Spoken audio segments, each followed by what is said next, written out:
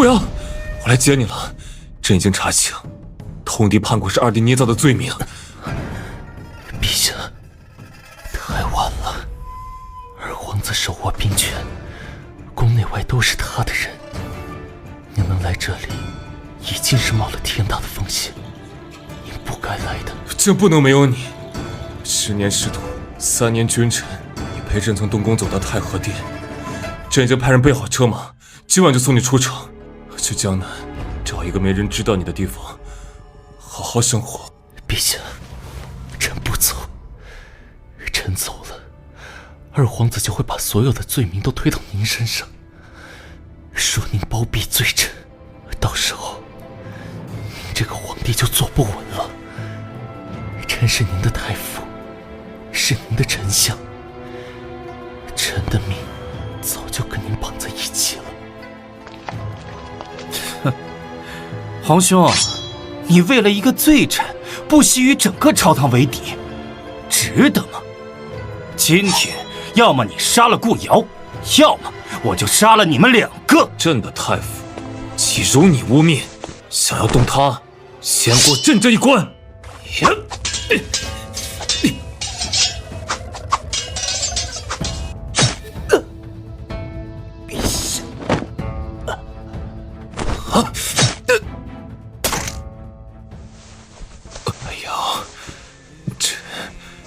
朕还是没能护得住你。哎呦，等等朕，下辈子朕只做你的阿泽，不做皇帝。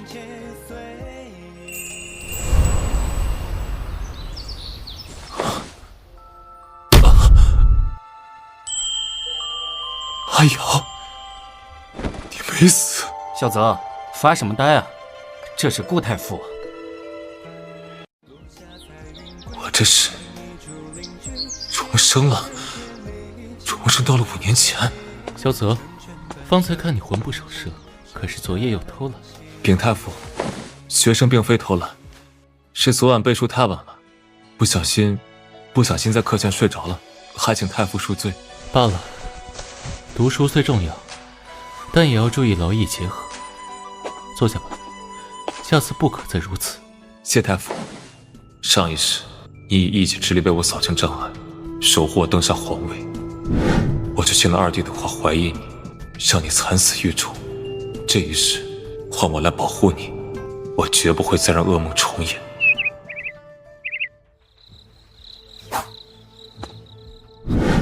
殿下小心！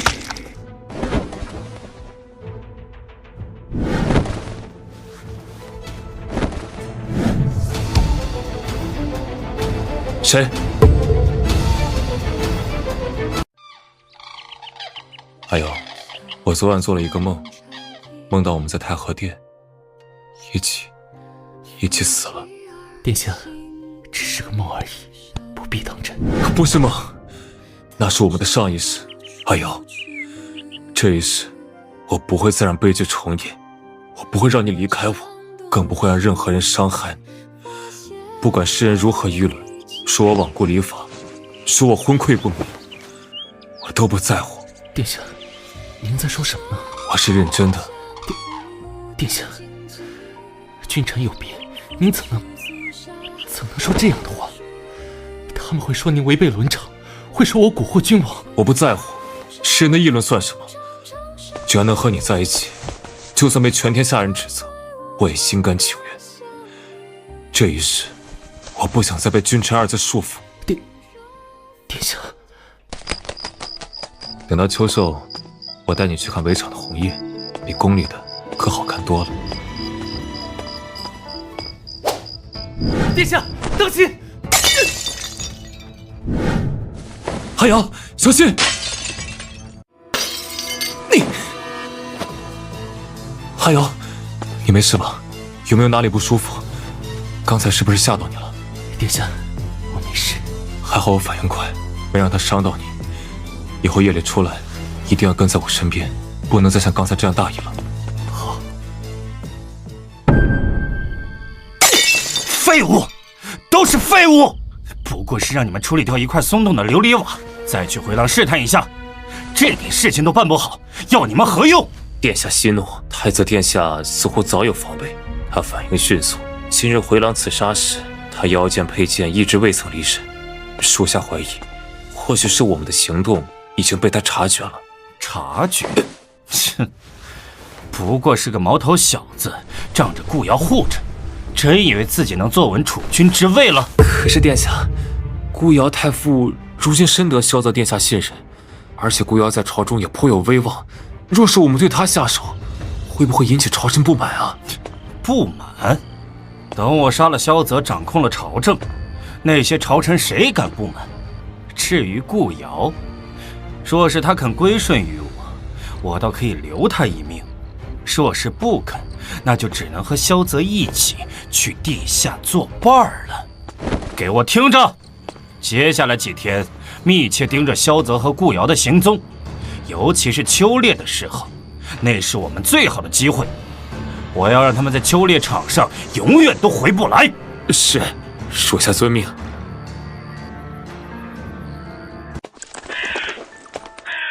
谁？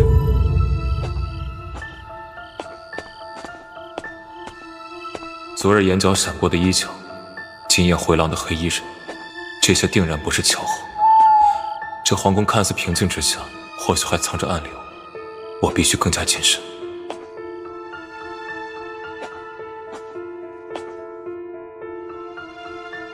谁？是我。孤夜里巡院，见着2楼亮着微光，便上来看看。太子殿下，这偏渊荒废许久，殿下怕是走错地方了。老乔，孤知道你在宫里资历深，但有些事不是你该问的。那信封里的东西，殿下若是拿了，怕是会惹上大麻烦。那信封里装的是能颠覆朝堂的东西。老奴劝殿下，还是趁早离开这里，就当什么都没看见。躲在暗处的2位，谈了这么久，也该出来了吧？昨日递上来的河宫奏折，诸位卿家可有看法？回陛下，黄河下游堤坝需加固，所需粮草盐两已核算完毕，只是各地州府今年赋税稍有短缺，恐需从内库调拨部分款项。父皇，儿臣以为不妥，内库银两需要用于边防军备，岂能轻易挪动？不如令各州府自行筹措，既能考验地方官的能力，也可避免劳民伤财。二弟此言差矣，河宫之事关乎百姓安危，若各州府筹措延误，汛期将至，恐酿成大祸。内库调拨并非不可，只需后续令户部严加审核账目，确保银两用在实处即可。昨日镇岳户部奏报说，近日有官员借巡查之名，在地方上结党营私，搅得百姓不得安宁，可有此事？回陛下，此事臣已派人核查，暂无确凿证据。哼，朕看不是没有证据，是有人想借着职权之便，为自己的势力铺路吧。朕登基多年，最恨的就是结党营私，兄弟相亲。若是谁敢在背后搞小动作，不管他身份如何，朕都绝不轻饶。陛下圣明。河宫款项之事，就按太子所言，从内库调拨，由户部全程监督。至于结党营私之事，朕限你3日内查明真相。若查不清，你这户部尚书也不必当了。臣遵旨。唉，这江山啊，终究是要交给能稳住局面的人呢。今日行飞花令，以春字为令，哪位先来？春眠不觉晓，春风吹绿，江南岸。太子殿下这句诗虽好，却有些不合时宜。如今北方边境尚未安定，百姓还在受苦，殿下却只想着江南的春色，怕是有些脱离实际了。二弟此言差矣，正是因为边境未安，百姓受苦，儿臣才盼着春风能吹遍大江南北，让天下百姓都能安居乐业。这春风，既是自然之春，也是太平之春。子儿说得好，朕要的就是这太平之春。啊，你们看这牡丹开得这般艳丽，却也最是娇弱，一阵风雨就能打落花瓣。这江山又何尝不是如此？父皇，儿臣以为，想要让江山稳固，需要用强硬手段扫除隐患，就像修剪牡丹的枯枝，方能让其开得更艳。父皇，儿臣以为，江山稳固须得民心归附，就像牡丹需要沃土滋养，百姓便是江山的沃土。若只靠强硬手段，忽视百姓的需求，这江山便会如无土之花，难以长久。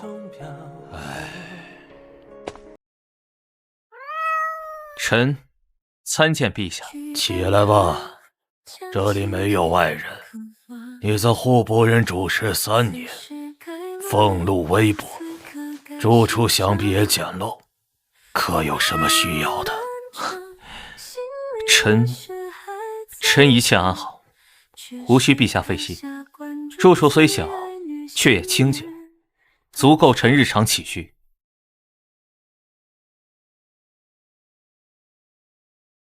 心甘偏偏是悲剧收场。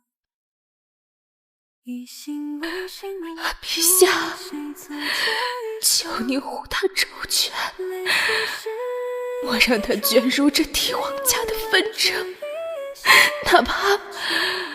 哪怕做个寻常百姓也好。这枚玉佩你拿着，日后若遇到麻烦，可凭它去见内务府总管，他会帮你。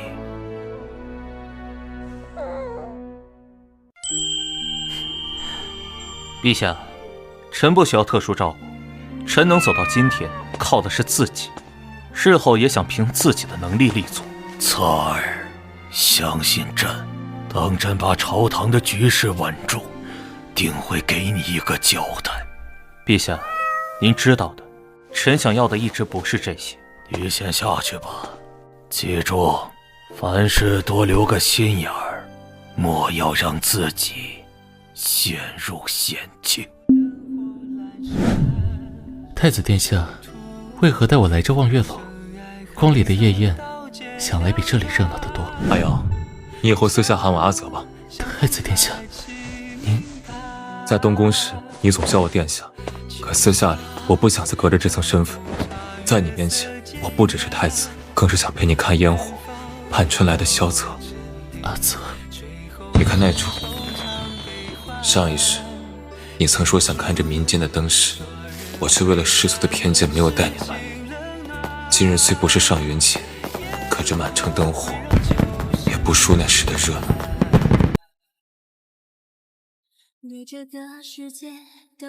阿瑶，这是望月楼新出的桃花酥，你尝一下，看看是否合你胃口。好吃，比上次尚书府送来的桃花酥还要软些。喜欢就好。据说这是新出的方子，用了春日新晒的桃花干，以后若是想吃，我会派人给你买。阿泽也尝尝。果然香甜可口。他怎么在这里？那不是阁楼的小宝吗？是的，这个时辰他该回阁楼歇息了，怎么还往望月楼去？倒是奇了，这老乔向来规矩，从不在入夜后多待在望月楼里。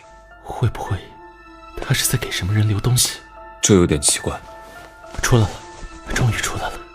这望月楼似乎藏着更有意思的事。你说这老乔去望月楼做什么呢？上次阁楼那番话，分明就藏着秘密。说不定这秘密就藏在阁楼里。他要说的对，秘密多半就在那儿。明日我亲自去阁楼。阿泽，我陪你去，也好有个照应。好。乔伯，前几日你说阁楼西角的木梁松了，我今日特意带了工具来修，只是我瞧着斧刃钝了些。你随我去前面磨磨，顺便帮我看看哪块木料适合补梁，免得我瞎折腾。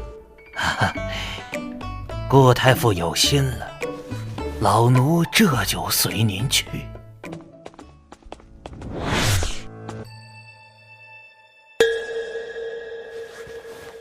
这是父王的笔记，婉容？难道是前朝公主婉容？顾太傅好眼光啊，这木头像有年头了，够结实。只是阁楼里那些旧纸册，您可别让太子殿下碰，都是些没用的东西，怕沾了灰，惹殿下心烦。太子殿下这是在楼上巡审吗？哦，没什么，就是上来随便看看。方才见楼上堆这些旧书，想着或许有前朝的史料，便上来翻了翻，没找着什么有用的，正打算下去呢。原来如此，我还以为殿下发现了什么有趣的东西。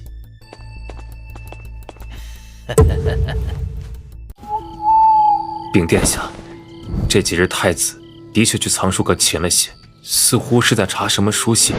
上次奴才跟着去，躲在书架后，差点被太子殿下发现，只能匆匆退了出来。今日午后，特意绕到窗下，清楚看到太子殿下在西角书架翻书卷，手里还捏着几张泛黄的纸，像是旧信笺。藏书阁？他去藏书阁做什么？东宫的书还不够他看，什么书信能让他每日跑一趟？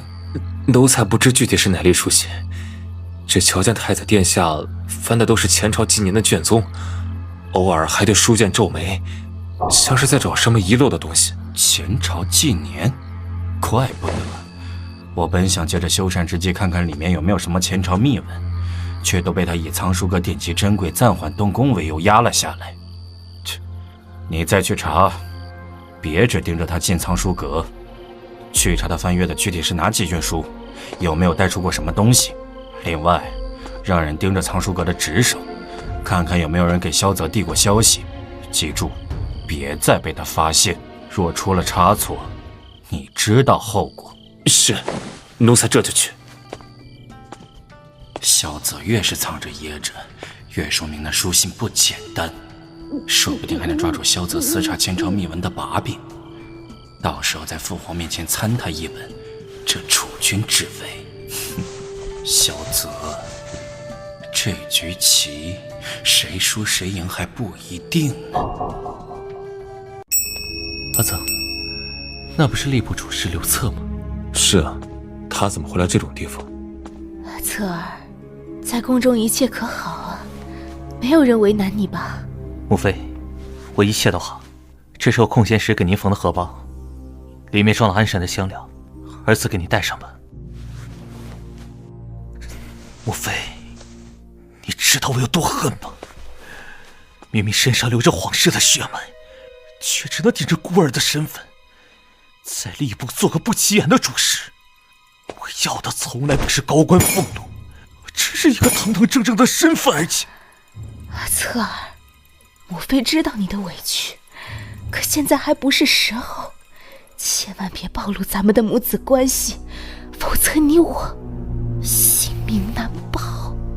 母妃，当年吏部造册时，清清楚楚写的父母双亡，由远方亲戚抚养长大，为什么要喊他母妃？你看他万间的东珠，颗颗进寸，绝非民间所能持有。当年吏部造册时，刘策的家状写着父早亡，母难产足，连籍贯都模糊不清。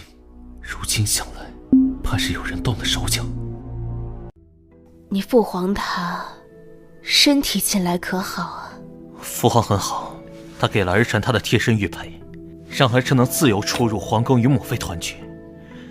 母妃，前几日儿臣托人给你带的杏仁酪，你可喜欢？傻孩子，别再托人递东西了，我一切都好，你要好好保重自己啊。时辰不早了，你快走吧，再过半个时辰，宫门就要下药了。记住，下次别来望月楼，我们就在城外的破庙里见啊！那里没人认识我们，也没人会翻查来往的人。好的，母妃。还有，那块玉佩是父皇的贴身之物，为什么会在刘策手里？父皇为什么把贴身玉佩给一个吏部主事，还要让他顶着孤儿的身份？宫中传闻，先帝在位时前朝覆灭，据说有位封号婉容的公主下落不明。当今陛下当年曾领兵驻守前朝边境，回城时带了个蒙着面纱的女子，还特意在军营里设了些暖阁。后来前朝覆灭，那女子就没了音讯，只留下句玉藏福蕊的话。当时没人懂，现在想来，难道刘策是父皇？侧儿那孩子今日是不是出宫去了？是。御马监的人见刘主事午后出了宫门，往城西方向去了，约莫1个时辰后才回宫。小心太重，本娘当年就是太心软，才落得那般下场。如今这孩子倒和他一模一样。把这个送到文华殿偏阁，藏在第2层书架的周礼里，别让侧儿再去那破庙了。是。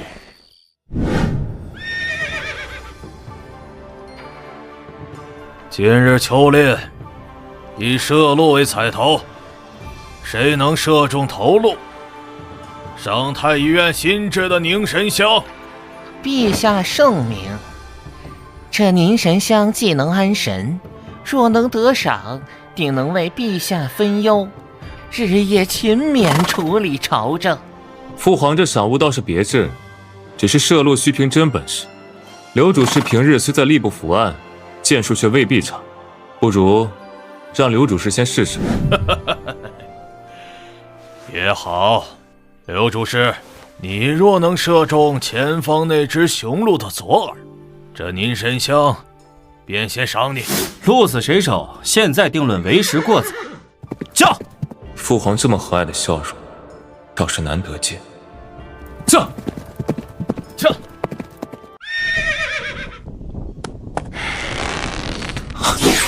阿泽，小心！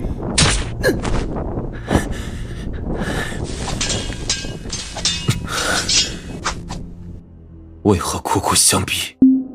我是来取你命的人。阿泽，我来帮你。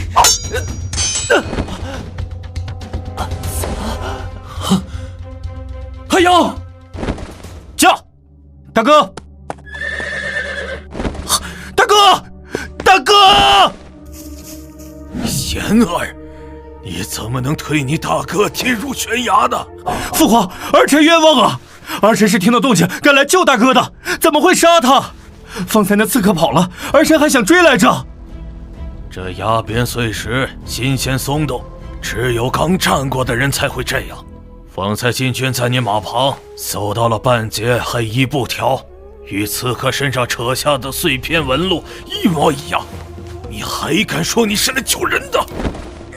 朕早知道你觊觎太子之位，却没料到你竟狠到要对亲大哥下杀手。父皇，真的不是儿臣，是刺客。父皇，您明察呀！来人，给朕拿下这个叛逆之徒！谁敢过来？朕是皇子，你们敢动我？父皇，儿臣真的是被冤枉的，您不能这样对儿臣。父皇，儿臣冤枉啊！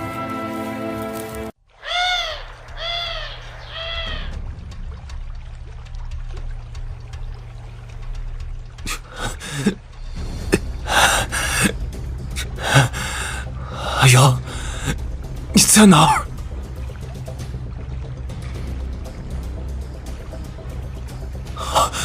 阿阳，醒醒！阿阳，你醒醒！撑住，阿阳！